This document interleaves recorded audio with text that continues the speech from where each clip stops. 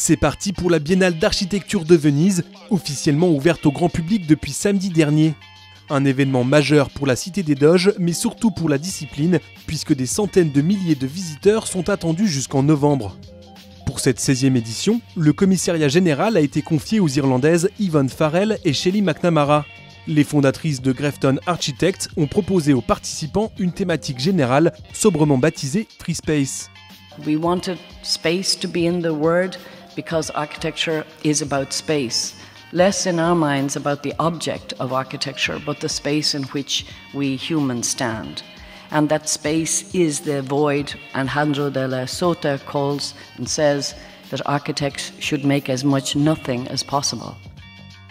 Un cahier des charges pris au pied de la lettre par le pavillon de la Grande-Bretagne, où l'espace a été laissé entièrement vide. Un moyen d'apprécier l'existant et de laisser notre imagination faire le reste, tout en prenant de la hauteur sur la terrasse panoramique installée au-dessus du pavillon. Du côté de la Belgique, le vide se fait pesant.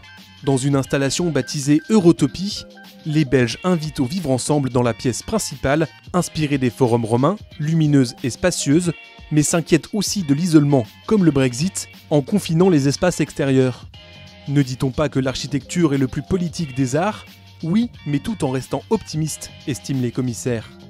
We see with all of the architects this belief that that architecture is to bring people is there to bring people together, be it in terms of enjoying each other's company or the overlap of knowledge or the casual encounter, that is somehow present in all of the different works that we enjoy.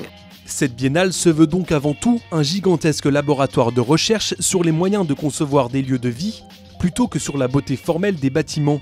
En d'autres termes, mettre l'humain au centre des intérêts de l'architecture et non l'inverse. Ce territoire de réflexion a parfaitement été intégré par Encore Heureux, l'agence chargée du pavillon français.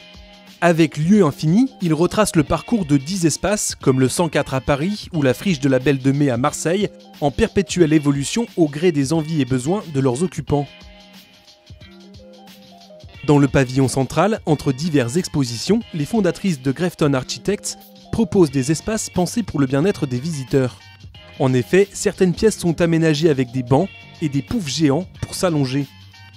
Elles prolongent l'expérience dans la Corderie, un gigantesque couloir de 300 mètres de long, parsemé d'architectes venus du monde entier. Dans ce bâtiment historique, comme ailleurs dans Venise, on découvre l'architecture de demain en prenant son temps. Symbole d'une biennale placée sous le signe du vivre ensemble, du réemploi et du ralentissement des constructions nouvelles. Bref, Venise consacre l'émergence de la slow architecture.